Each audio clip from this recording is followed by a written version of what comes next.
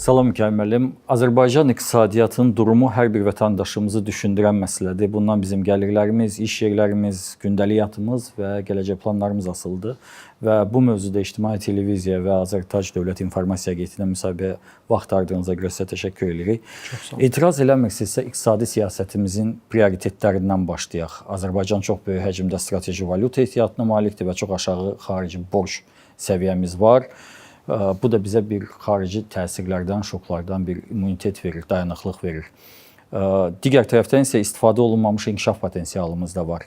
Bu iqtisadi yanaşma orta və uzun müddətli perspektivdə nələri vəd edir? Sualı biz hardan gəlirik və hara gedirik kimi cavablandırmaq istərdim və düşünürəm ki, biz hədəflərimiz barədə danışarkən ilk növbədə sualı formalaşdırırıq ki, biz ölkə iqtisadiyyatını necə görmək istəyirik və bu sualın cavabı da ondan ibarətdir ki, biz ölkə iqtisadiyyatını möhkəm maliyyə növrəsinə əsaslandırılmış, digər tərəfdən şaxələndirilmiş, yəni hər hansı bir təbii sərvətin, bizim halda bu neft qazdır, yaxud hər hansı bir sektorun üzərində deyil, bir sıra sağlam bir növrəyə malik iqtisadi sektorların mövcudluğunda.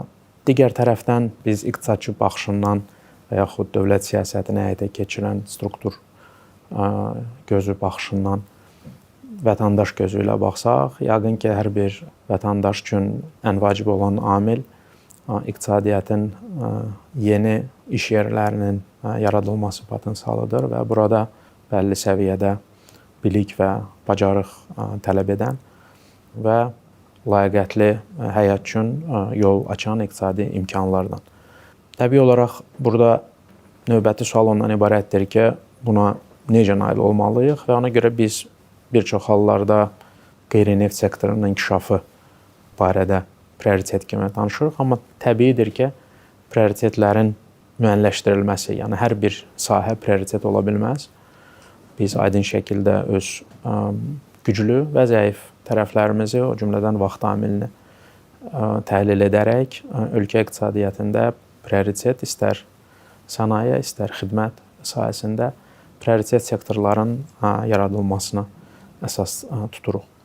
Bizim imkanlarımız nədir, məhdudiyyətlərimiz nədir? İmkanlarımıza siz toxundunuz. Möhtərəm cənab prezident tərəfindən uğurlu həyata keçirilən illər ərzində siyasətin nəticəsində Azərbaycanın möhkəm makroiqtisadi və makrofiskal dayanıqlığı təmin edilibdir. Bəli, bizim valyuta və qızıl ehtiyatlarımız bugünkü gündə ölkənin ümumdaxili məhsulunu üstələyən bir həcmdədir. Son illərin dinamikası onu göstərir ki, bütün xarici şoklara, böhranlara baxmayaraq bu mənada ölkənin xarici borcu azalma tendensiyasındadır və ölkənin ehtiyatları artır. Bu bizim ümumi mənzərəmizdir. Digər tərəfdən böyük mənada daxili bazarımızın həcmi, bu da bizim məhdudiyyətimizdir. Başqa sözlə, uğurlu və dayanıqlı iqtisadi model yalnız daxili bazara köklənən model ola bilməz, olmamalıdır. Burada mütləq şəkildə ixrac yönümlü iqtisadi modeldən danışmalıyıq. Və ixrac yönümlülük yalnız fiziki mal, məhsul istehsalı və ixracı ilə məhdudlaşmamalıdır. Bu cümlədən ölkə daxilində göstərilən xidmətlərin ixrac yönümlü olması mənasına da gələ bilər. Bunun gözəl nümunəsi turizm sektorudur, misal üçün, və yaxud maliyyə və yaxud digər peşəkar xidmətlər sektorudur. Harada ki, mal və məhsul istehsalı deyil, xidmət göstərilməklə ölkəyə həmin xarici valyuta axınını və yaxud sadə dillə desək, gəlirin təmin edilməsi həyata keçirilir. Və təbii olaraq və düşünürəm ki, biz bu barədə danışacağıq. Bu hədəflərə nail olmaq üçün bir sıra elementlər, yəni dövlət siyasətinin aydın və sabit olması, investisiyaların həm dövlət, həm özəl, insan kapitalı və bacarıqları, çünki istənilən iqtisadiyyatın rəqabətli qiymətə və keyfiyyətə malik olan məhsulların, xidmətlərin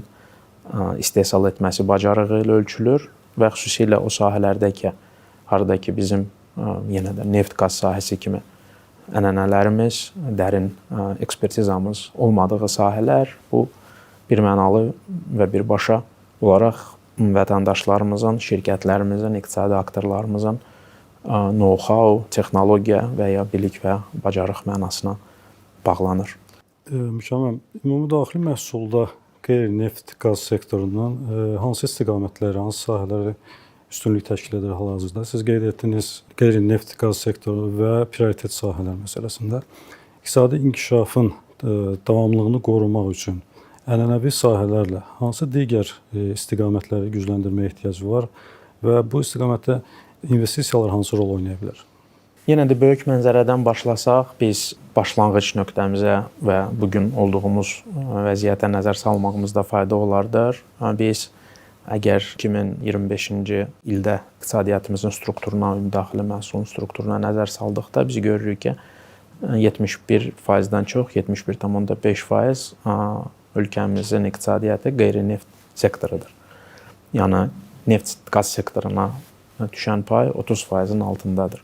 Biz 20 il əvvəlki bir dövrə nəzər salsaq, bu rəqəm 45%-ə çatmırdı. 43,5, 43,6% civarındaydı. Bu bir tərəfdən keçdiyimiz yolu göstərir. Onu göstərir ki, həyata keçirilən siyasət, ona baxmayaraq ki, həmin bu qeyd etdiyim 20 illikdə xatırlayırsınız ki, ölkədə kifayət qədər böyük və yaqın ki, bizim müasir iqtisadi tariximizdə dərin devalvasiya şoku yaşanılmışdır. Bütün buna baxmayaraq, ölkə iqtisadiyyatının strukturunun dəyişdirilməsi müəyyən mənada baş verib. Lakin bugün o bizi qane edən səviyyədədirmi? Deyil. Və ona görə də burada hansı sahələri biz aparıcı və prioritet sahələr kimi görürük, ana sual kimi ortaya çıxır. Burada düşünürəm ki, biraz öncə qeyd etdiyim prioritet sahələrin müəyyənləşdirilməsi prosesi getdikdə və bu inklüziv bir prosesdir. Başqa sözlə, bu nazirlik səviyyəsində deyil, vahid hökumət koordinasiya şəklində həyata keçirilmiş fəaliyyətdə, o cümlədən iqtisadi şura mexanizmi vasitəsilə formalaşır və həyata keçirilir və ölkəmizdə bir sıra sahələrin biz bugün prioritet sahələr kimi görürük və dövlətin istər institusional dəstək mexanizmlərini, istər diqqətini və sahibkarlara yönəlmiş təşviqini daha çox çalışırıq bu sahələrə yönəldək. Burada mən qeyri-neft sənayesini ilk növbədə qeyd edərdim. Çünki sir deyil ki, istənilən ölkənin sənaye potensialı onun bu mənada iqtisadi dayanıqlığını təmin edir və Azərbaycana gəldikdə bizim bir sıra üstünlüklərimiz var. Onların əksəriyyəti həmin o üstünlüklərin bir çox sektorlara aid ola bilər, lakin sənayenin özəlliyi ondan ibarətdir ki, ticarətdən fərqli olaraq bu daha uzun müddətli baxış tələb eləyir. Çünki qoyulan sərmayələrin qaytarılması prosesi daha uzundur. Bilik, bacarıq, texnologiya, mühəndislik, məhsul istehsalı, məhsul marketinq edib bazara çıxartmaq imkanı, yəni özündə əgər belə demək olarsa insan kapitalına və know-how-ya bağlı olan sahələri inkişaf elətdirir. Azərbaycanın üstünlüklərinə gəldikdə burada siyasi sabitlik, makroiqtisadi, makrofiskal sabitlik elementləri, çox münasib sənaye üçün münasib olan enerji qiymətləri, infrastruktur təminatı kimi amillər bugünkü gündə Azərbaycanın üstün tərəflərini təşkil edir. Qeyri-neft qaz sənayesinə əlavə olaraq biz dağ mədən sektorunun inkişafında böyük potensial görürük. Bunun həm təbii, amma həm də tarixi səbəbləri var. Təbii onlardan qaynaqlanır ki, ölkəmiz dağ mədən sahəsində vacib olan geoloji ehtiyatlarla zəngindir. Tarixi dedikdə mən onu nəzərdə tuturam ki, bizim böyük zəfərimizdən öncə Azərbaycan Respublikasının yalnız cüzi həcmdə geoloji ehtiyatlarımıza çıxışımız var idi. Çünki bizim əksər geoloji ehtiyatlarımız dağ mədən sahəsi üçün, o cümlədən qızıl, mis, gümüş, ola bilsin ki, kritik minerallar əsasən işğaldan azad edilmiş ərazilərdə yerləşir və bugün artıq biz o sahənin artıq bugün qısa müddət keçməsinə baxmayaraq verdiyi nəticələri görürük. Biz çox nikbini bu sahədə və onu da xatırladım ki, möhtərəm cənab prezidentin aprel ayında verilmiş müvafiq sərəncamına əsasən hal-hazırda dağ mədən sənayesinin inkişafı üzrə və metallurgiyanın, çünki bunlar bir-biri ilə bağlı olan sahələrdir, dövlət proqram layihəsi hazırlanması yekun mərhələdədir. Həmçinin mən burada kimya sənayesini qeyd etmək istərdim. Bunun əsas verilənlər ondan ibarətdir ki, ölkədə zəngin xammal artıqlığı var.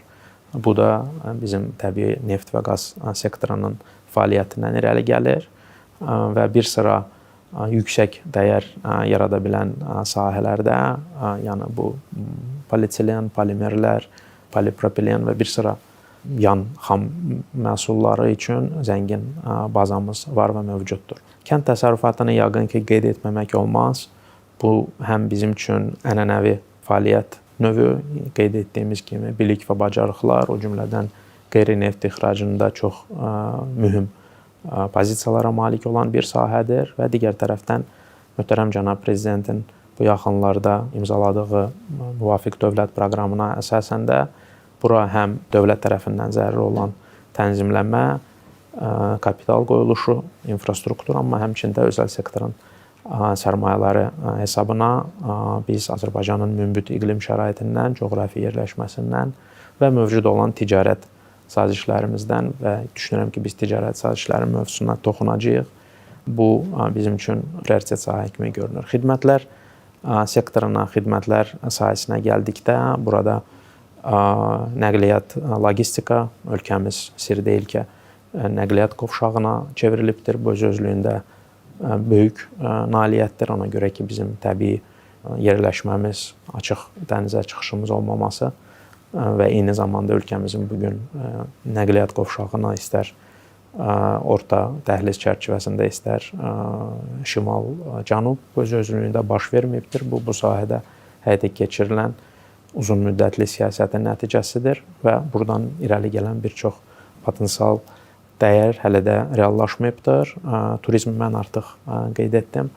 Düşünürəm ki, bu sahədə də detallara getmədən, lakin onu qeyd edə bilərəm ki, Ali rəhbərliyin müvafiq tapşırığına əsasən bir sıra dövlət qurumları tərəfindən bu sahənin inkişafı üçün hansı bariyerlər var, ölkəmizə turistlərin sayının artırılmasından başlayaraq ölkə daxili turizm infrastrukturunun inkişafına qədər məsələləri əhatə edən bir yanaşma mövcuddur.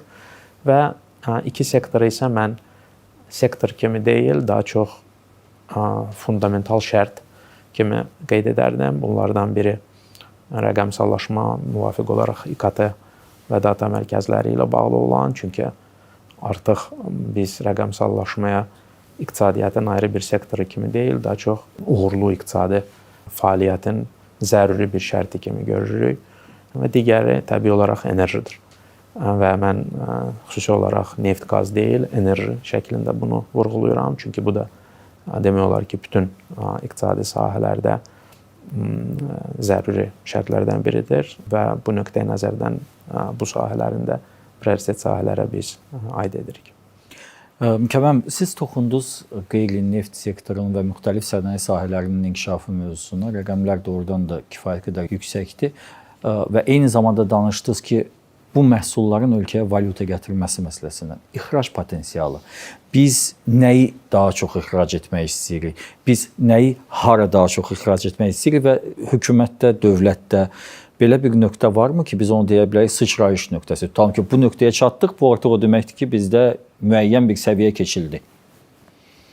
Yaxşı sualdır, mürəkkəb sualdır. Biz ixraca baxdıqda hər zaman çalışırıq ayrıca olaraq qeyri-neft qaz məhsulların ixracına baxaq.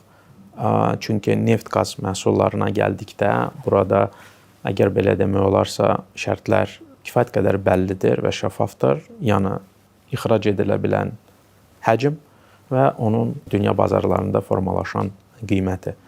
Hər iki amilə iqtisadi siyasət alətləri ilə təsir etmək imkanlarımız kifayət qədər məhduddur. Qeyri-neft məhsullarının ixracına gəldikdə bu birbaşa olaraq dövlətin müvafiq tətbiq etdiyi iqtisadi siyasət, onun dəstək alətləri ilə təsir edilə bilən bir amildir. Üçüncü bir blok da var. O bir çox hallarda o cümlədən iqtisadi diskussiyalarda bəzi hallarda unudulur. Bu da xidmətlərin ixracıdır.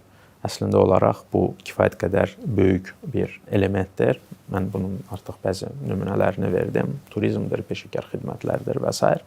Və biz dinamikaya baxdıqda, məsəl üçün ölkə son 6 il ərzində qeyri-neft ixracını təxminən 2 dəfə artırmağa nail olubdur.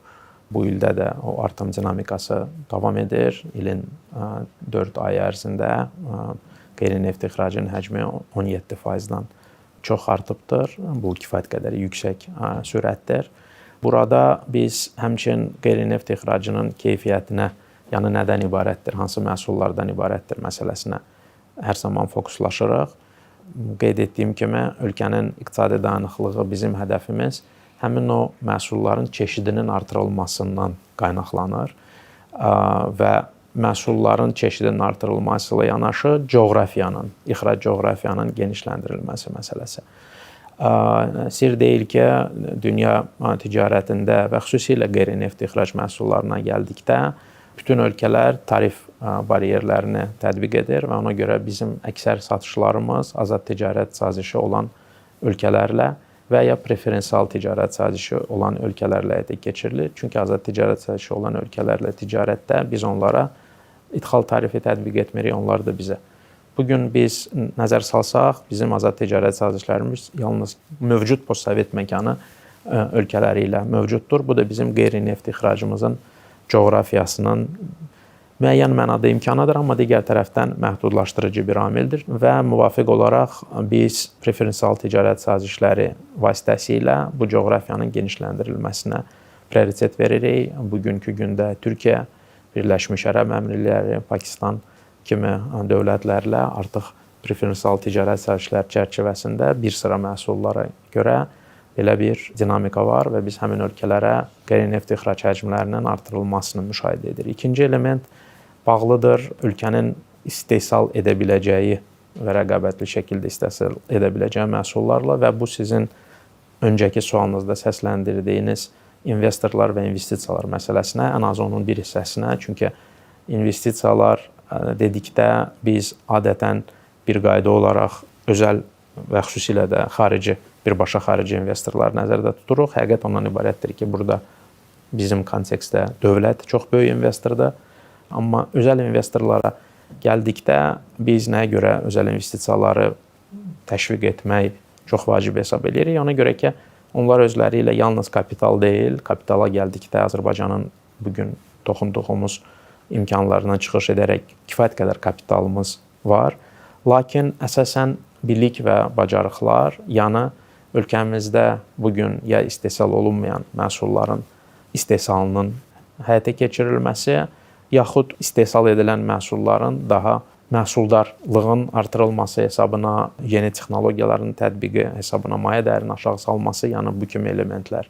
Burada rastlaşdığımız çağırışlar var təbii olaraq, çünki yenə də imkanlar və çağırışlar. İmkanlar ondan ibarətdir ki, ölkəmizdə müvafiq biznes mühiti, qanunvericilik və ən əsası ölkənin investorlarla münasibətdə tarixi və nüfuzu var və bu da ilk növbədə bizim əsrin müqaviləsindən irəli gələn nəhəng enerji sahəsində fəaliyyət göstərən şirkətlərlə olan tarixçəmizdir. Azərbaycan bütün imza atdığı sazişlərə hər zaman sadiq olaraq qalıbdır. Bəzi çağırışlarımız da var. Çağırışların biri yenə də ölkədə olan daxili bazarın həcmi, müəyyən mənada məhdudluğu. Ona görə biz əmin olmalıyıq ki, ölkəmizin yalnız daxili bazarında deyil, amma ölkədə yerləşərkən həmçinin xarici bazarlara da, ixrac bazarlarına da çıxış əldə edə bilir. Digərsə maliyyə əlçatanlığı məsələsidir. Çünki yenə də biz bir qayda olaraq investisiya sözü dedikdə biz nəzərdə tuturuq ki, xarici investor müəssisə özü ilə həmçinin kapitalın 100%-ni də ölkəyə gətirir. Bu belə deyil. Əslində olaraq praktik ondan ibarətdir ki, kapital qoyuluşu, səhmdarın özünün qoyduğu pulu yalnız bütöv sərmayənin müəyyən bir hissəsini təşkil edir. Təxminən 30% ilə 40-50% arasında olan bir məbləğdir. Yerdə qalan maliyyə isə daxili maliyyə bazarlarında kritik şəklində cəlb edilir və onun hesabına həmin sərmayələrin həyata keçirilməsi və burada təbii olaraq maliyyə çatanlığı, yəni xüsusilə sənaye sektorundan danışırıqsa, uzun müddətli kreditlərin mövcudluğu, onların müvafiq faiz dərəcələri aparıcı amillərə çevrilir və bu nöqteyi nəzərdən biz hər zaman ixrac potensialımızın artırılması, özəl investisiyaların cəlb edilməsi potensialı ilə tutuşdururuq və ona görə də bu bizim üçün əsas vacib amillərdən biridir. O dinamikanı hər zaman izləyirik. Xoş xəbər ondan ibarətdir ki, özəl sərmayələrin dinamikası getdikcə artır. Ana əsas anlayışa gəldikdə biz onu qəbul etməliyik ki, ixrac sıçrayışı bir günün işi deyil. Bu biz onun 4 əsas elementi üzərində eyni anda işləməyi hədəfləyirik. Bu keyfiyyətli məhsulun olması, bu həmin o məhsulun tanınması və yaxud brendin inkişaf etdirilməsi, müvafiq və etibarlı nəqliyyat bağlantısının, digər logistik elementlərin etibarlılığı və nəhayət qeyd etdiyim kimi əlçatan maliyyənin, çünki bu yalnız sərmayə mərhələsində deyil, həmçinin ticarət və ixracın həyata keçirilməsi mərhələsində də baş verir. Azərbaycanın ticarət balansı dayanıqlı olaraq profitsit göstərir. Başqa sözlə bizim dünya bazarlarına ixrac etdiyimiz məhsulun həcmi, dəyəri daha doğrusu bizim idxal etdiyimiz məhsulların dəyərini üstələyir. Bu da ölkəni kifayət qədər komfort vəziyyətdə, o cümlədən istər milli valyutanın məzənnəsindən tutmuş, qiymət sabitliyinə görə öz müsbət töhfəsini verə bilən amillərdir. Bölgəyə nəzər salsaq, biz bir çox ölkələrdə olan yüksək inflyasiya, yerli valyutanın dəyərsizləşdirilməsi kimi amillərin məhz profitsit deyil, defisitin olmasından olaraq görürük və bu nöqteyi nəzərdən ölkəmizin kifayət qədər möhkəm bünövrəsi var. Siz dəstək alətlərini sadaladınız. Yeni nə ola bilər ki, bu bizə belə deyək də əlavə bir məqsədə çatmaq üçün bir təkan versin? Varmı belə bir mexanizm? Biz bəzi alətlərimizi yəqin ki, çoxunu tam istifadə etməmişik, onlar müxtəlif mərhələlərdədir. Nümunə kimi deyək ki, biz ölkənin sənaye və müvafiq olaraq ixrac potensialının inkişafı üçün bilirsiniz ki, sənaye zonaları konseptindən istifadə edirik. Xüsusilə ixraca yönəlmiş və ixtisaslaşmış azad ələt ticarət zonamız mövcuddur və dövlət investisiyaları barədə danışarkən bu onun hər iki məhsul bunun bir nümunəsidir. Lakin dövlət sərmayələri yalnız birbaşa iqtisadi effekt yaradan sahələrə yönəlmir. Bura həm sosial infrastruktur, həm təhlükəsizlik sahəsində və yaxud böyük qayıdış üçün zəruri olan sərmayələrin yol tikintisindən tutmuş qayıdan vətəndaşlarımızın yaşayan mənzillərə qədər. Lakin əgər biz ixracı təşviq edən, sənaye inkişafını təşviq edən elementlərə dönsək, bu hər iki mövcud olan zonalarımız, sənaye zonaları və azad ticarət zonası, bunlar daimi alət kimi biz görürük və onların iqtisadiyyata verimliliyinin artırılması üzərində işləyirik. Bu da investorların cəlb edilməsi vasitəsilə həyata keçirilir. Bundan əlavə olaraq, təbii olaraq dövlət çalışır ki, dəyişən dinamikaya cavab olaraq yeni alətləri əlavə eləsin. Biraz öncə biz, məsəl üçün, maliyyə əlçatanlığı barədə danışdıq, bank kreditlərinə toxunduq. Hal-hazırda bank kreditlərinin faizlərinin subsidiyalaşdırılması mexanizmini başlamaq üzərindəyik. Daha doğrusu buna yəqin ki, mən deməliyəm, genişləndirmək. Çünki bu bizim üçün yeni alət deyil. İlk dəfə olaraq biz bunu geniş şəkildə COVID pandemiyası dövründə istifadə etdik və bu öz nəticələrini verir və bu gün də biz yenə də bu alətin genişlənməsinə dönmüşük. Onu yalnız indiyənə qədər olan işğaldan azad olunmuş ərazilərdə və ya seçilmiş sahələrə tətbiqi deyil, daha geniş tətbiqinə xidmət etməsini istəyirik. İkinci qeyd etmək istədiyim məsələ logistika və nəqliyyat xərclərinin qarşılanmasına və yaxud azalmasına, sabitləşməsinə yönəlmiş tədbirlərdir. Onlara baxırıq fəal şəkildə. Üçüncü və hal-hazırda müvafiq diskussiyalarda olan, ona dair hələ ki qərar qəbul edilməyibdir, lakin ümid edirik ki, bu uğurla başa çatacaq. Vergi ödəyicilərimizin, yəni bütün müəssisələrin əlavə dəyər vergi hesabları var. Bilirsiniz ki, bizim ölkəmizdə müvafiq qanun verici mexanizminə əsasən əlavə dəyər vergisi hesabları ayrıdır, xüsusi hesablardır. Biz həmin o hesablarda olan vəsaitlərdən dövlətə olan digər ödənişlər üçün istifadə imkanını nəzərdən keçiririk, xüsusilə sosial sığorta üzrə ödənişlərin və bu alətlər tətbiq olunduğu halda təbii olaraq sahibkarın əlində olan maliyyə vəsaitinin ehtiyacının azaldır və yaxud əksinə imkanlarını genişləndirir. Bu onu daha fəal şəkildə biznesin böyüməsinə yönəldə bilir. Mövcud və uğurla istifadə olunan digər alət investisiya təşviqi mexanizmləridir. Burada dövlət tərəfindən müəyyənləşdirilmiş prioritet sahələrdə sərmayə qoyuluşu həyata keçirildiyi halda və təqdirdə bir sıra vergi güzəştləri verilir.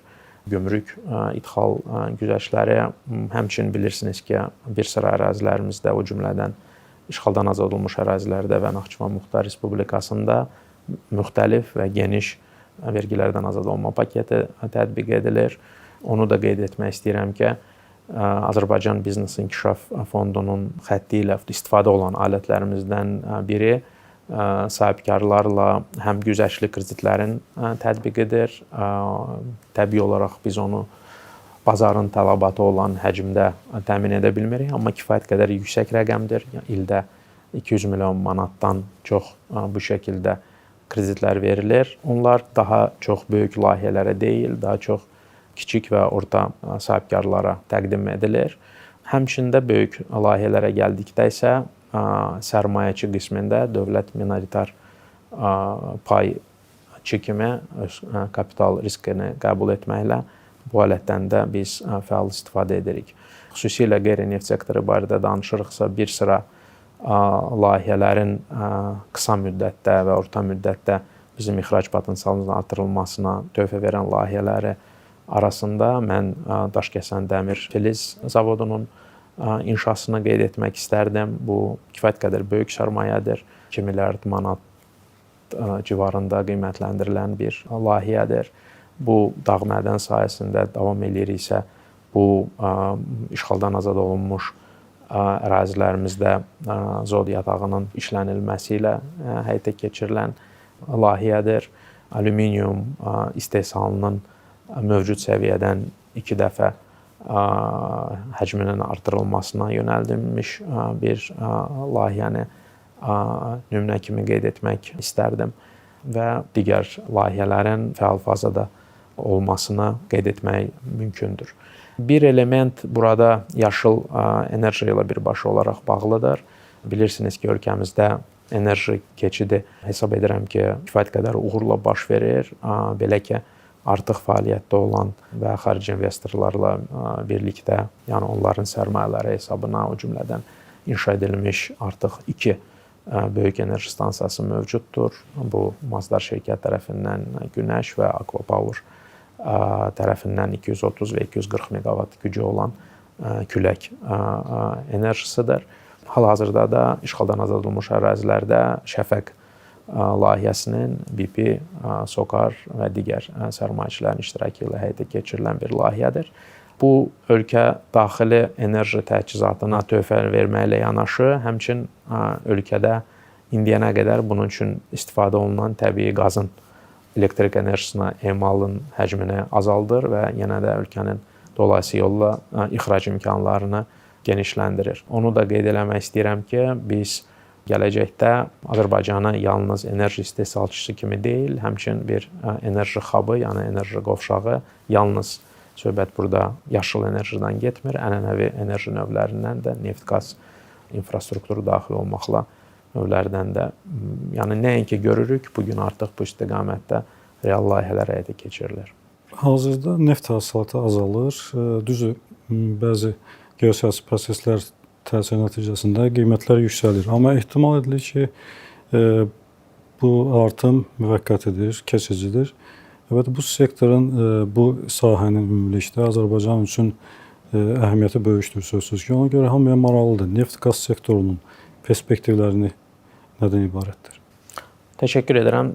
Həqiqətən vacib sualdır. Çünki ilk növbədə neft-qaz sektoru bu gün də həm bizim iqtisadiyyatımızda çox böyük rola malikdir. Mən qeyd etdim, 30% daxili məhsulun bu çox böyük bir göstəricidir. Digər tərəfdən ölkənin gəlirlərində böyük rol oynayır. Bu sırf iqtisadi nöqteyi nəzərdən, amma digər tərəfdən də aydındır ki, uzun 10 illiklər bu sahənin hər hansı bir real alternativi yoxdur. Öz iqtisadi siyasətimizi qurduqda yəqin ki, biz buna bu şəkildə yanaşmalıyıq ki, biz neft-qaz sektorunun önəmini tanıyaraq öz inkişafımızı neft-qaz sektorunda istehsal olunan məhsulun qiyməti xarici bazarlarda, dünya bazarlarında yuxarı ya aşağı olar yanaşmasına deyil, daha çox dayanıqlığın təmin edilməsində görməliyik. Öz neft ehtiyatlarımıza və neft-qaz sahəsində olan proseslərə gəldikdə biz hasilatımızın pikini 16 il bundan əvvəl keçmişik. Bu 2010-cu ildə olubdur və 51 milyon tona yaxın ölkədə neft hasil olunubdur. Müqayisə üçün 2025-ci ildə bu göstərici 27,7 milyon ton təşkil edibdir. Bəli, o dövrlə müqayisədə təbii qazın hasilatı əhəmiyyətli dərəcədə artıbdır. Əgər biz dəyər ifadəsi ilə ifadə eləsək, bu bir-birini əvəzləyən amillər deyil. Və yeni şəraitdə mən iki hissəyə bölərdim bizim bu sahədə olan strategiyamızı. Biri ondan ibarətdir ki, Azərbaycanda hələ də böyük həcmdə neft-qaz ehtiyatları var.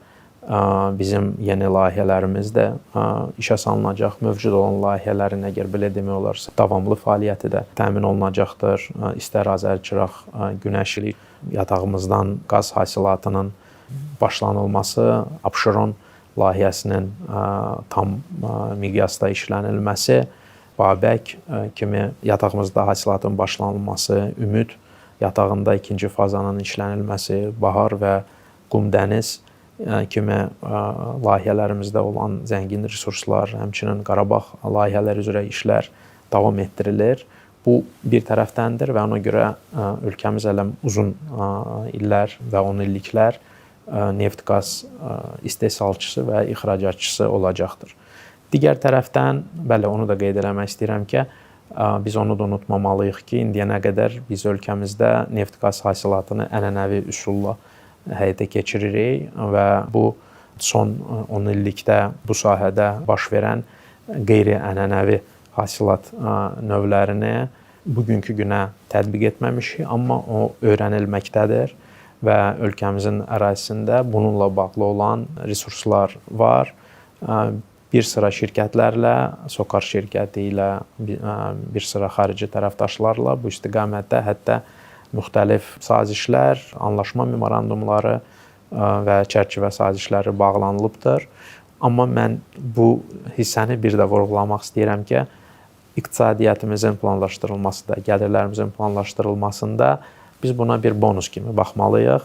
Bu olmasa da bizim ana xəttimiz şaxələndirilmiş iqtisadiyyatın bir çox sektorlarda rəqabətli məhsul istehsal edə bilən iqtisadiyyatı biz qurmalıyıq. Ona gəlin bir bonus kimi baxaq və olmasa da biz hədəflərimizə nail olacağıq.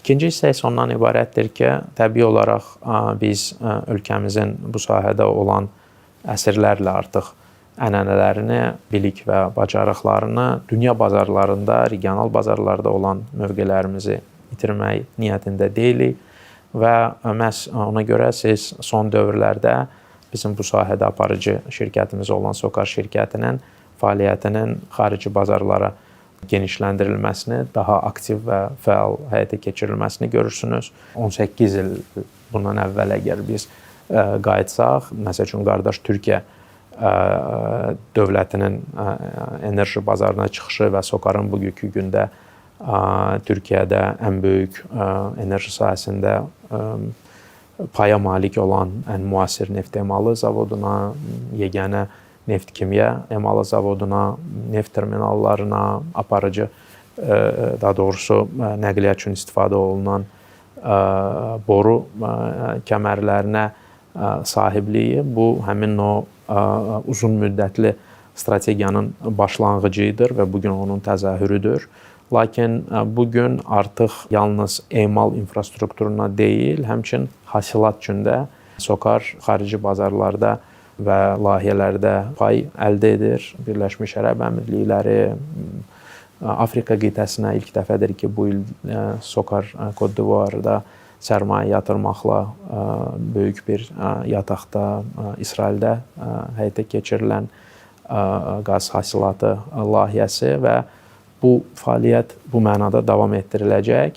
Çünki biz düşünürük ki, Azərbaycanda olan hasilat bazamız, bizim bilik və bacarıqlarımız ümumilikdə ölkəmizin beynəlxalq müstəvidə oynadığı rol, yəni gəlin unutmayaq ki, biz bugün dünyanın 16 ölkəsini təbii qazla təchiz edirik, onların enerji təhlükəsizliyinə töhfə veririk və xüsusilə indiki kimi yaşanılan həssas geosiyasi nöqteyi nəzərdən həssas dövrlərdə bu ölkəmizin oynadığı rolu daha da artırır. Yəni bu mənada biz bu fəaliyyəti xeyriyyəçilik kimi həyata keçirmirik.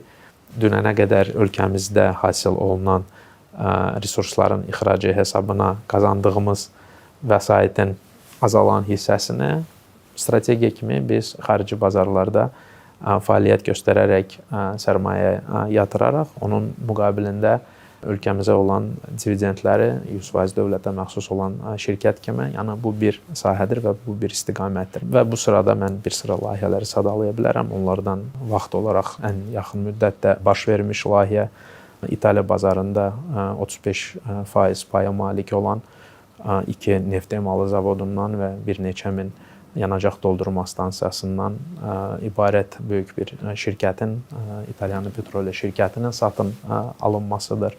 Bu fəaliyyət və bu istiqamət davam etdiriləcəkdir. Özbəkistan kimi qardaş ölkədə Özbək Nefti Qaz və BP şirkəti ilə birgə üst yurt yatağının işlənilməsinə dair sazişin imzalanmasıdır. Yəni bu fəaliyyətlər davamlıdır.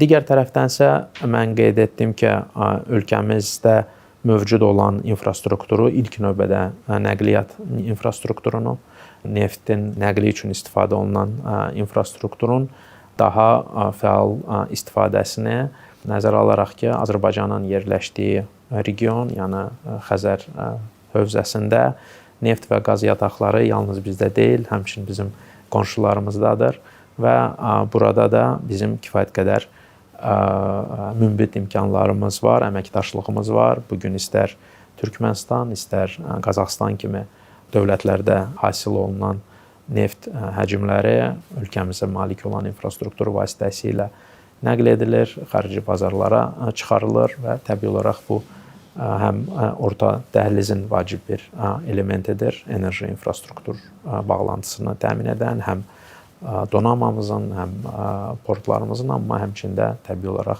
nəqliyyat infrastrukturumuzun. Ona görə neft-qaz sahəmizin gələcəyi biz nikbin görürük.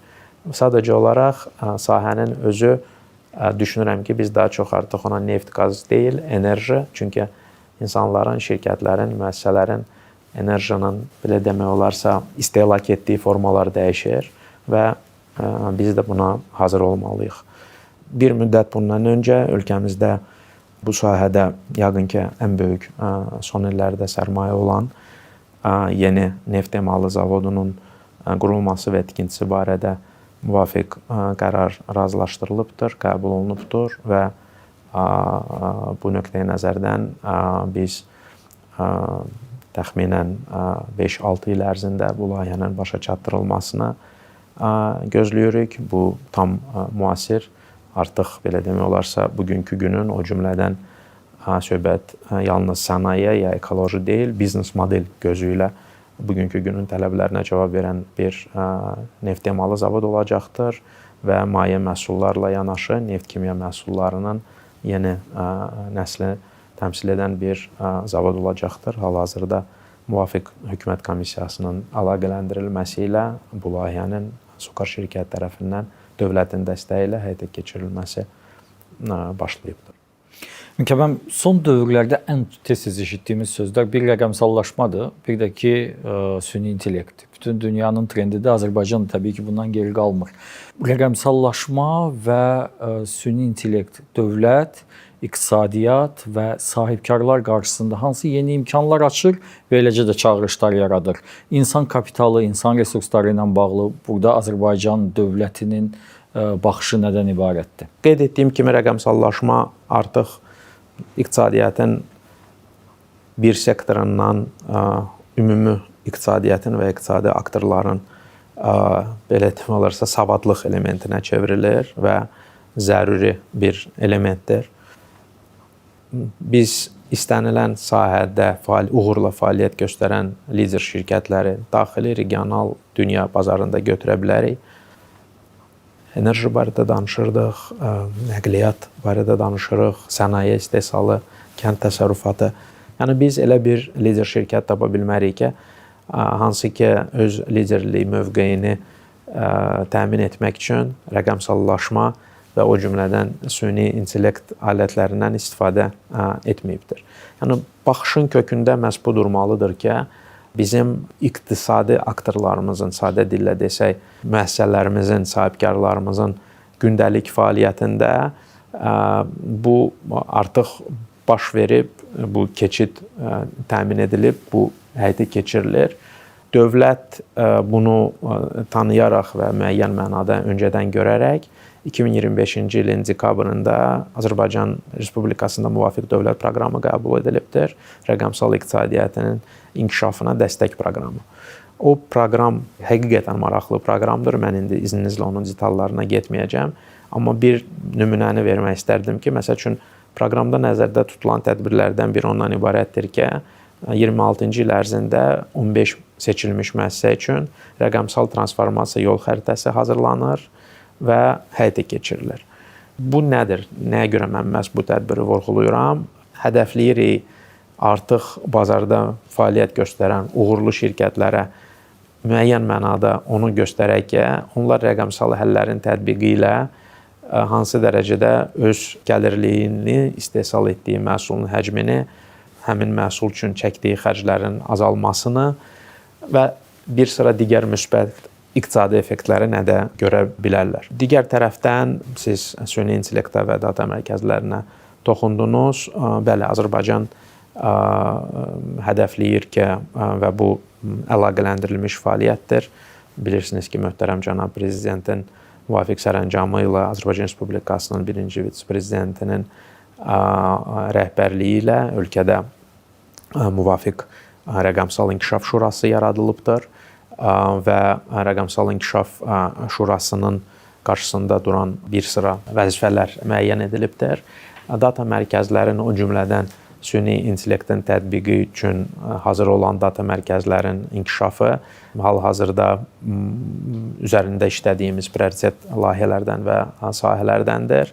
Azərbaycan bir tərəfdən hədəfləyir ki, öz daxili ehtiyaclarının ödənilməsi üçün və burada söhbət yalnız iqtisadiyyatla məhdudlaşmır, vətəndaşlarımıza verilən bir çox xidmətlərin bugünkü gün özündə də data mərkəzlərində olan ehtiyacı artırır və bu sahə çox sürətlə inkişaf etdiyinə görə düşünürük ki, əminliklə deyə bilərik ki, ildən ilə, aydan aya bu növ imkanlar və digər tərəfdən ehtiyaclar artacaqdır. Lakin Azərbaycanın imkanı var ki, həm qeyd etdiyim sabit investisiya mühitinə görə əlçatan və münbit qiymətlərlə enerji təchizatına görə, çünki data mərkəzlərinin xərclərinin böyük hissəsi əməliyyat xərclərinin məhz enerji təşkil edir və nəhayət bağlantılarına görə telekommunikasiya sahəsində olan bağlantıları nəzərdə tuturuq. Ölkəmizin həmin xidmətlərin ixracatçısı kimi də çıxış etmək və digər qonşuluqda olan yerləşən ölkələrə həmin xidmətlərin təqdim edilməsi düşünürəm ki, bu gələcək illərdə ən sürətlə inkişaf etdiyimiz olan sahələrdən biri olacaqdır. Möhtərəm cənab prezidentin həm 2026-cı ilin yanvarında Davos İqtisadi Forumunda, həm 2026-cı ilin fevralında Münxen Təhlükəsizlik Konfransında keçirdiyi bəzi görüşlərin məntiqi nəticəsi kimi mən öncədən hansısa böyük anonslar vermək istəməzdim, amma onu bildirmək istərdim ki, bu ilin əvvəlindən sürətləndirilmiş və yekun mərhələdə olan işlərin nəticəsində biz gözləyirik ki, yaxın aylarda tanınmış, bəlkə məşhur sözündə istifadə eləmək olar, texnoloji tərəfdaşlarla yeni data mərkəzlərin, o cümlədən süni intellektin tətbiqini nəzərdə tutan data mərkəzlərin elanı, anonsu olacaqdır. Superkompüter infrastrukturunun inkişafı və ondan istifadəsi uğurla həyata keçirilir. Biz bugün İqtisadiyyat Nazirliyində olan superkompüterdən istifadə edən görürük ki, aidiyyatı dövlət qurumlarımızın, özəl sektorundan gələn sorğu, tələbat artıq bugün olan texnik imkanlardan çoxdur. Bu çox yaxşı xəbərdir. Bu onu göstərir ki, bizim iqtisadiyyatda, bizim elm və təhsil sistemində, bizim dövlət idarəçiliyimizdə, bizim tibb xidmətlərin göstərilməsində, vergi və gömrük fəaliyyətinin tənzimlənməsində və bir sıra digər sahələrdə süni intellektə əsaslanan həllərin tətbiqi böyük sürətlə artır. Bu məsələnin isə son və yəqin ki, ən vacib zənciri yenə də insan kapitalı ilə bağlıdır.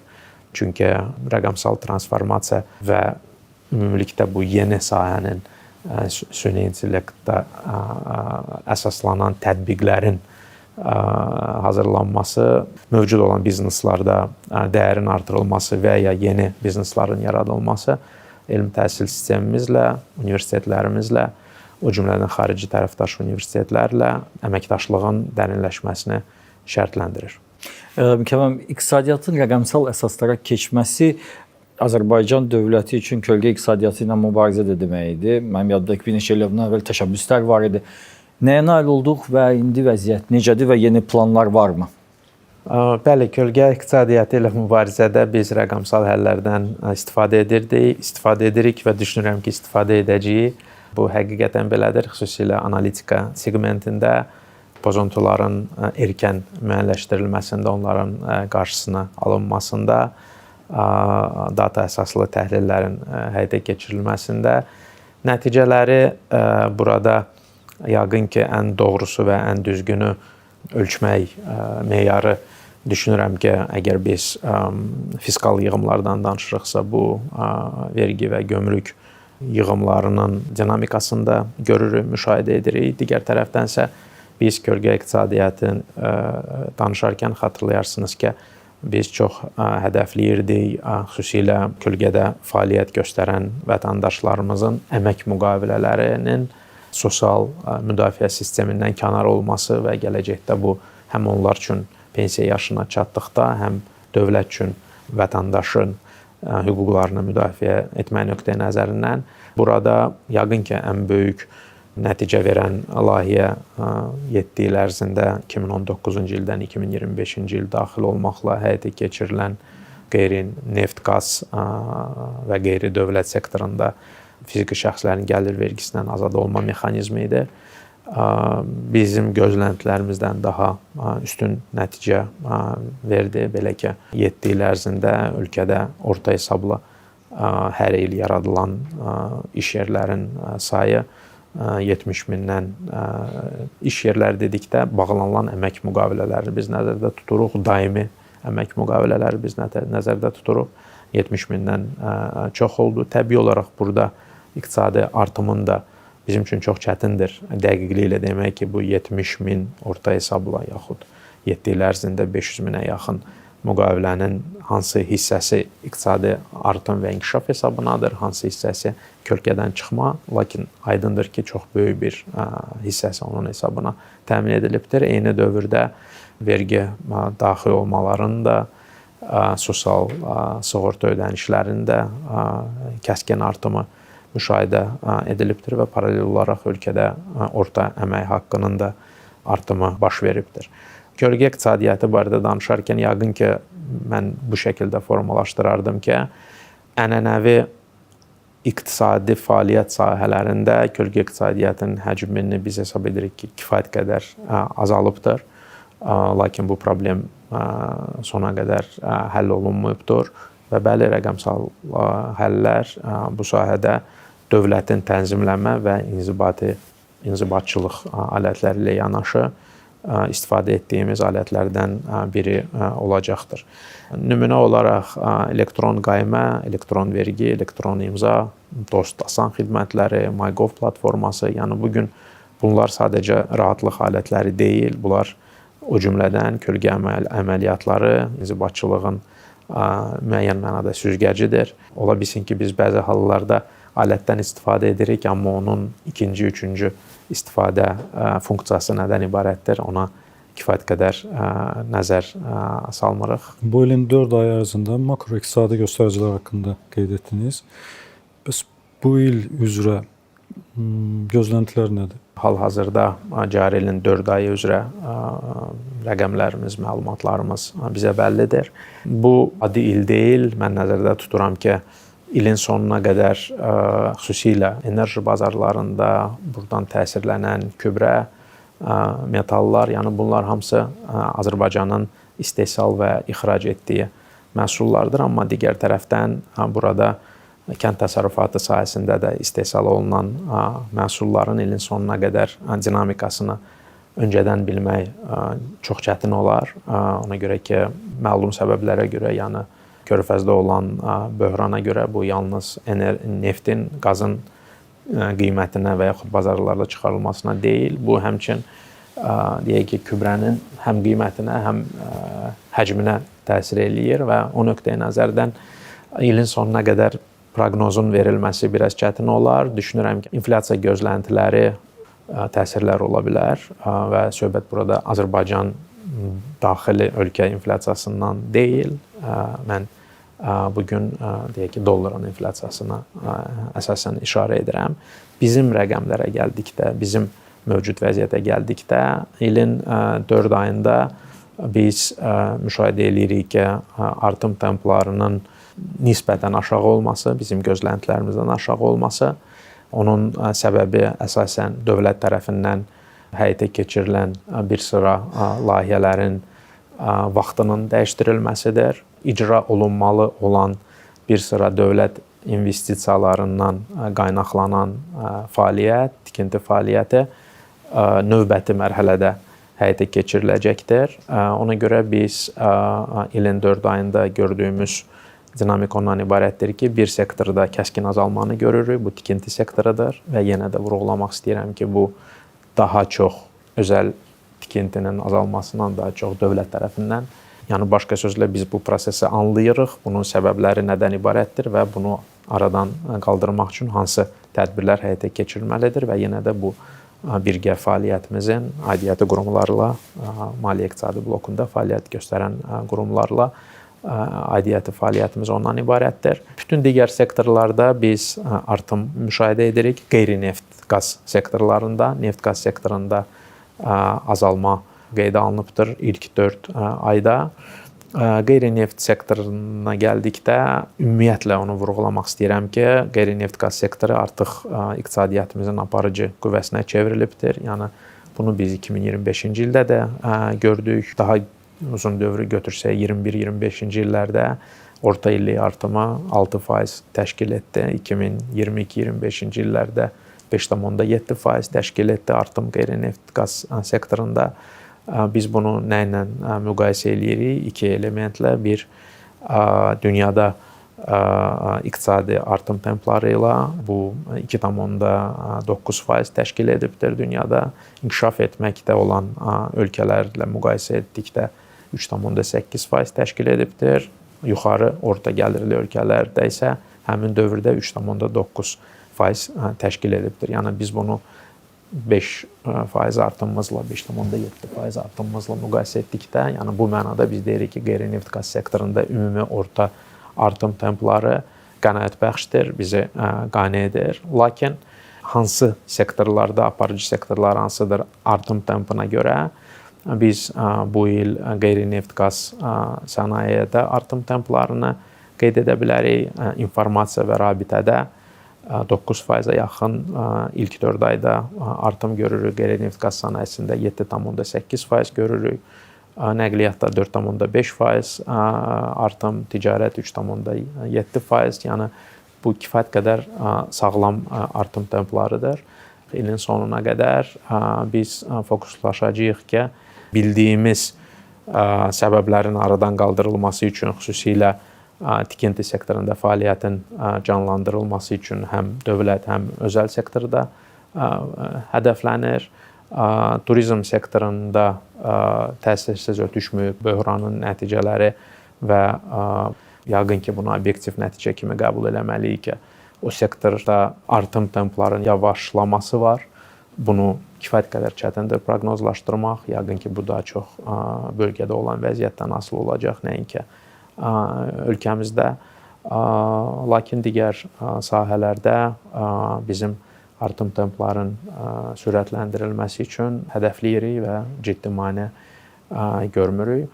Və burada mən yenə xatırlatmaq istərdim ki, qeyri-neft qaz ixracın sürətlə artırılmasının davam etdirilməsini, hansı ki, ilin 4 ayında 17%-dan yuxarı artım tempi biz görürük. Biz bunu müsbət hal kimi qiymətləndiririk. O da sir deyil ki, siz qeyd etdiyiniz son 3 aya yaxın olan neft-qaz yüksək qiymətləri öz müsbət təsirini verəcək.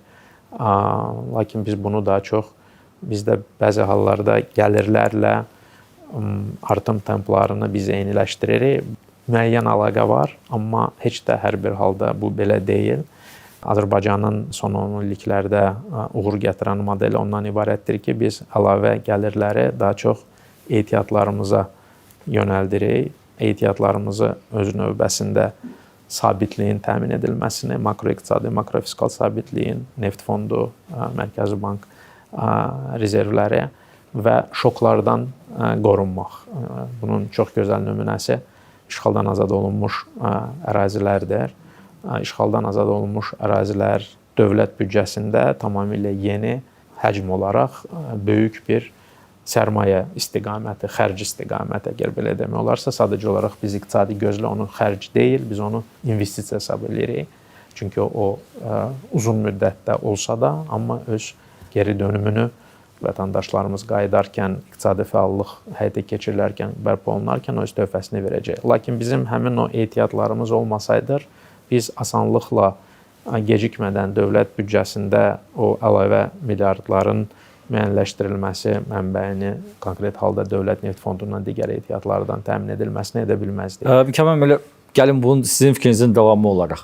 Qarabağ və Şərqi Zəngəzurun hazırda Azərbaycanın iqtisadi həyatına geri qaytarılması prosesi baş verir. Nə qazandıracaq bu bizim iqtisadiyyata?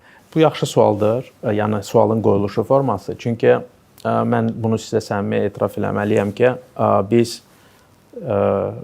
mən sizin sualınızı cavablandıracağam, amma əvvəlcə verin, mən öz versiyamı söyləyim. Çünki mən düşünmürəm ki, bizim üçün bu qayıdış iqtisadi məqsədlər daşıyırdı. Bu qayıdış və bu sərmayələrin həyata keçirilməsi, əgər belə demək olarsa, bu bizim sözün ən yaxşı mənasında milli ideyamız idi. Biz bu gün üçün, bu hədəf üçün, bu fəaliyyət üçün mənim fikrimcə dövlət kimi yaşayırdıq və möhtərəm cənab prezidentin həyata keçirdiyi siyasətin nəticəsində bizim zəfərli ordumuzun və xalqımızın nailiyyəti nəticəsində biz buna nail olmuşuq. Biz iqtisadi blok kimi yəqin ki, sualı o şəkildə qoyuruq ki, biz hansı şəkildə və hansı ardıcıllıqla bu sərmayəni, bu bərpa prosesini, rekonstruksiya prosesini həyata keçirməliyik ki, o mümkün optimal iqtisadi nəticə versin. Çünki biz buna yenə sırf iqtisadi modellə yanaşsaq ki, biz ora qoyulan hər bir qəpiyin növbəti 5, 7, 12 ildə dövlət büdcəsinə geri ödənişini təmin edə biləcəyik. Yəni, məncə bu biraz fərqli bir məsələdir. Lakin qayıdışın ilk növbədə və əsas şərti iqtisadi dayanıqlıqdır. İqtisadi dayanıqlıqda dedikdə qayıdan vətəndaşımızın iş yerinin və ya iqtisadi fəallığının, deyək ki, əgər bu kəndlidirsə, fermerdirsə öz təmin edilməsindən ibarətdir. Çünki bu dayanıqlığı dönməz etməlidir. Bu məqsədə çatmaq üçün hansı alətlərdən istifadə etdik? İlk növbədə iqtisadi rayonlar çərçivəsində olan hər bir rayonumuzun iqtisadi ixtisaslaşmasını çalışdıq ortaya qoyaq. Kəlbəcər üçün bir, Laçın üçün bir, Cəbrayıl üçün başqa, Ağdam üçün daha fərqlisə. Bunun nəticəsində siz görürsünüz ki, 2 sənaye parkı yaradıldı. Ağdamda yaradılan sənaye parkı məhz həmin o bölgənin sənaye potensialının inkişaf etdirilməsini əsas tutduğumuzu göstərir.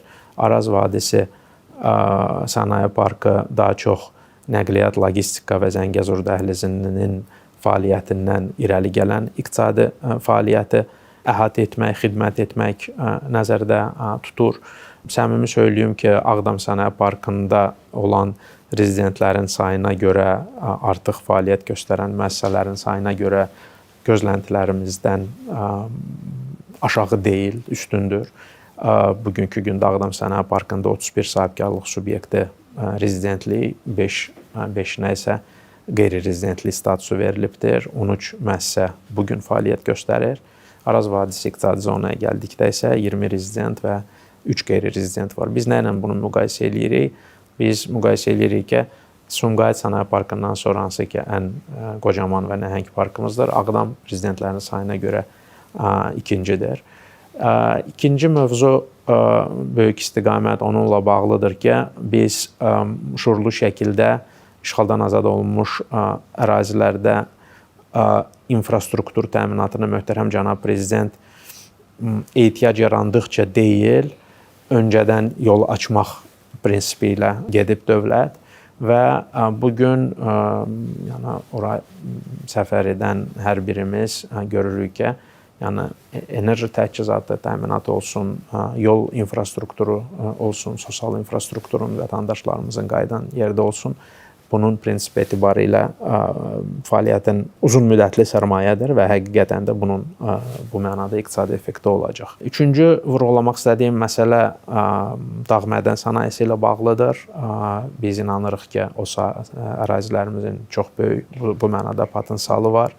Məsəl üçün Şahbulaqda daş karxanasıdır, dövlət yarlı əhəngdaşı yatağıdır, Xocalıda üzük daşı yataqlarının istismarın başlanılması bir nümunədir. Ağdərədə olan və işğal dövrü zamanı qeyri-qanuni istismarda olan Dəmirli filiz emal kompleksinin fəaliyyətə başlanılmasını mən Zod barədə deyək ki, indi qeyd etdiyim Qubadlı və Laçında əhəngdaşı yataqlarının istismarı başlanılır hal-hazırda. Yəni bu mənada biz növbəti illərdə də kifayət qədər böyük dağ mədən sənayesində olan mineralların istehsalı ilə bağlı olan layihələri görəcəyik.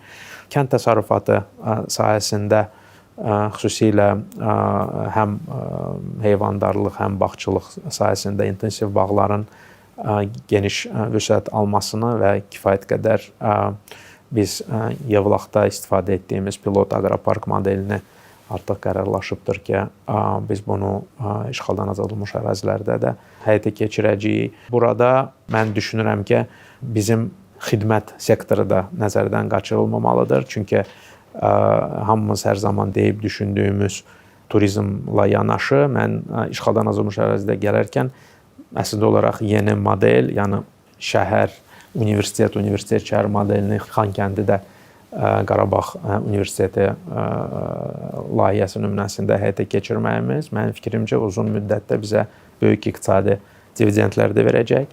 Çünki bu yalnız o şəhərin canlanması, orada tələbə kontingentinin, müəllim professor kontingentinin yaradılması deyil, bu həmçinin yaradıcı iqtisadiyyatın faktiki olaraq ora gətirilməsidir və nəzərə alaraq ki, həm Qarabağ, həm Şərqi Zəngəzur ərazilərimizdən bizim hər zaman yaradıcılıqla bağlı olan tərəfimiz güclü olubdur. Düşünürəm ki, bugünkü iqtisadi modeli və yanaşmaları və xüsusilə Qarabağ Universitetində təhsilin müxtəlif dillərdə həyata keçirilməsi, iqtisadi ekosistemlə mövcud olan bağlantısı bizə o bölgənin iqtisadi potensialına çox böyük töhfəsi olacaqdır.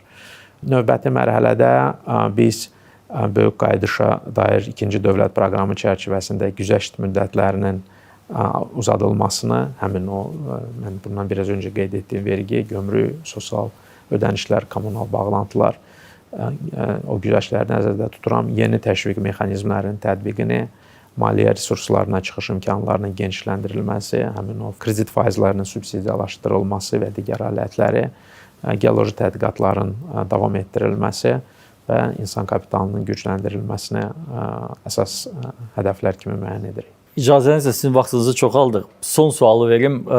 Müsahibə gedişatında ən çox işlətdiyiniz terminlərdən, sözlərdən biri sahibkarlıq idi. Onun üçün gəlin mən son sualda sahibkarlıqdan verim. Hansı addımlar atılır dövlət tərəfindən sahibkarlığın inkişafı üçün? Nəticələr necədir? Hansı çətinliklər var və onları necə həll etmək, necə yoluna qoymaq fikirdəsiniz? Mənim üçün sahibkarlığın uğurun və yaxud uğursuzluğun əsas ölçmə meyarlarından biri özəl sektorun vergi ödənişləridir. Nəyə görə? Bu biraz hətta sahibkara qarşı biraz qeyri-dost bir məqam kimi səslənə bilər. Ona görə mən istəyərdim öz fikrimi çatdırım. Məsələ ondan ibarətdir ki, vergi bazası iqtisadi fəallıqdan irəli gəlir. Əgər mənfəət yoxdursa, iqtisadi fəallıq yoxdursa, vergi yaranmır. Və bizi sevindirən bu mənada amil ondan ibarətdir ki, özəl sektorun vergi ödənişləri və fəaliyyətin səmərəliyi özəl sektorda sahibkardır. Yəni bunlar arasında bərabərlik işarəsidir. Bunların həm artım sürəti, həm dövlət büdcəsinə ödədikləri dolayısıyla yolla sahibkarlığın inkişafının tempinin göstəricisidir. Bu deməkdirmi ki, sahibkarın problemi yoxdur və yaxud ki, bu templar yaratdığı iş yerləri. Dövlət o özəl sektorun yaradılması üçün pul xərcləməyibdir. Bu sahibkarın ehtiyacı olmasaydı iş yerinə, o iş yerinə yarada bilməz idi. Nə nazirin əmri ilə, nə xahişi ilə, nə üzr istəyirəm, göstərişi ilə. Ona görə həm dövlət dəstək alətlərinin müəyyənləşdirilməsində biz çalışırıq, diaqnostikadan başlayaq ki, sahibkar üçün hansı çətinlik var, biz hansı problemi həll etmək istəyirik, çünki problemdən asılı olaraq alət dəyişir. Ona görə biz vergi və gömrük güzəştləri istər Naxçıvanda, istər işğaldan azad olunmuş ərazilərdə, istər sənaye parklarında, istər kənd təsərrüfatı sektorunda bilirsiniz ki, geniş güzəştləri mövcuddur. Bu nəyə göstərir? Bu ona göstərir ki, biz istəyirik ki, sahibkarlar ya o fiziki ərazilərə getsin, o coğrafi ərazilərə, ya da ki, o fəaliyyət növlərinə. Yəni, ümumiyyətlə, iqtisadiyyatda pis fəaliyyət növü yoxdur əgər qanunidirsə. Ona görə mən indi nümunə gətirəcəm, mən onu mənfi mənada gətirmirəm. Amma ticarət sektoru ilə sənaye sektorunun fərqi var. Tikinti sektoru ilə sənaye sektorunun fərqi var. Çünki ticarətdə siz pul dövriyyəsini kifayət qədər qısa müddətdə həyata keçirirsiniz. Sənayədə siz sərmayə yatırmalısınız ki, heç olmasa ən yaxşı halda 7-8 ildən sonra qoyduğunuz pulu, sərmayəni qaytara biləsiniz. Yəni, bu mənada biz çalışırıq o fəaliyyət növlərini təşviq edək ki, hansı ki, uzun müddətdə həm ölkə iqtisadiyyatına danışdığımız məqsədlərə xidmət edir, amma eyni zamanda ki, bu sahibkarın bugün buna gücü çatsın. Ona görə güzəştli kreditlər və faiz subsidiyaları həmin o maliyyə əlçatanlığı məsələsindən irəli gəlir. Düşünürük ki, ehtiyacı var, veririk. Kreditlərə dövlət zəmanəti. Çünki girovla bir çox sahibkarların problemləri olur və deyirik ki, girovu olmayan sahibkarlara bankların əminliyini artırmaq üçün kreditlərə dövlət zəmanətini verək. İnvestisiya təşviqi sənədi yenə də layihələrin siyahıları, istiqamətlər müəyyənləşib ki, siz bu sahədə pul qoyursunuzsa verəcəyik. Startaplarla bağlı olan şəhadətnamələrin yenə də onların da bəlli bir nəticəsi var. İkinci, onu qeyd eləmək istəyirəm ki, sahibkarlarla dialoq formatını bizim üçün çox zəruridir. Nəinki faydalıdır, o zəruridir. Və ona görə Nazirliyimizin aidiyyəti strukturları həm kiçik orta bizneslə bağlı olan, həm ümumilikdə sahibkarlıq siyasəti ilə onu tanımaq lazımdır ki, böyük nəhəng beynəlxalq investorla kiçik və yaxud orta sahibkarın ehtiyacları bəziləri eynidir, amma bəziləri çox fərqlidir və o nöqteyi nəzərdən bunu hamısını əhatə etmək bir alətlə mümkün olmur. Mövcud çətinlikləri də biz açıq şəkildə qəbul etmək istəyirik. Mən artıq qeyd etdim, maliyyə çıxış məsələsi var. Dövlət tənzimlənməsinin bəzi yerlərdə və bəzi hallarda düşünürük ki, tələb olunandan çoxdur. Üçüncü blok, hansı ki, tez-tez rastlaşırıq, bir sıra sahələrdə dövlət strukturları və dövlət qurumları bazar iştirakçısı kimi çıxış edir və bu sahədə həm özəl sektor fəaliyyət göstərirsə, həm dövlət müəssisəsi fəaliyyət göstərirsə, burada şərtlərin bərabərliyin təmin olunması, rəqabət mühitinin təmin olunması kimi məsələ ortaya çıxır. Yenə də rəqəmlərə dönsək və deyək ki, mövcud ildə bu il biz nə görürük? Biz görürük ki, cari ilin 4 ayında qeyri-neft-qaz sektorunun qeyri-dövlət bölməsində əsas kapitala investisiyalar 15%-dən biraz çox artıbdır. Sektor üzrə investisiyalarda isə qeyri-dövlət bölməsinin payı 51,1%-ə yüksəlib. Yəni bu nə deməkdir? Bu deməkdir ki, özəl kapital dövlət investisiyalarını bir tərəfdən üstələyir, digər tərəfdən əgər keçən illə müqayisədə 15% özəl sektordan gələn sərmayə artıbsa, deməli ya perspektiv görür, ya şəraiti münbit kimi qəbul edir, ya da ki, hər ikisi. Yəni bu nöqteyi nəzərdən düşünürük ki, doğru istiqamətdə gedirik. Lakin bir də vurğulayım ki, mənim baxışım dövlət məmurunun baxışını əks etdirir. Bizə çox vacibdir ki, biz sahibkarlardan geri eşidək. Bununla bağlı yenə də müvafiq işçi qruplarımız mövcuddur. Onların baş nazirin, müavinin rəhbərliyi ilə fəaliyyət göstərir. Biz fəal iştirak edirik. Burada ona görə mediada da sahibkarların mövcud olan problemlərinin işıqlandırılması bizim üçün bir çox hallarda böyük fayda olur. Mükəmməl, həm öz adımdan, həm həmkarımın adından bu müsahibəyə görə sizə təşəkkür edirik. Siz sağ olun, Fəaliyyətinizə çox sağ olun. arzulayırıq. Təşəkkür edirəm, çox sağ olun. Minnətdaram.